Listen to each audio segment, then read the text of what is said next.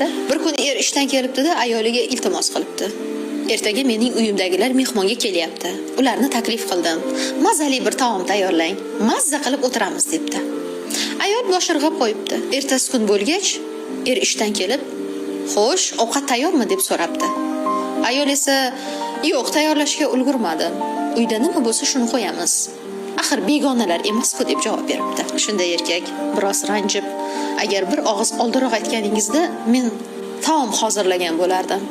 Ularni oldida noqulay ahvolga tushadigan bo'ldim" deya jahli chiqibdi va ko'chaga chiqib ketibdi.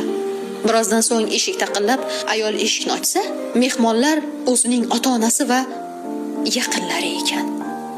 Ayol darhol voqeani tushunibdi-yu, turmush o'rtog'iga qo'ng'iroq qilibdi. "Hojam, meni kechiring, iltimos tez yetib keling.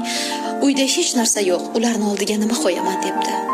Shunda erkak, "Agar menikilar bo'lganda ham shunday qilarmidingiz? Axir ular ham begonalar emas-ku. Men uzoqroq joydaman. Uyda borini qo'ya bering" deya javob beribdi. Xulosa o'zingizdan.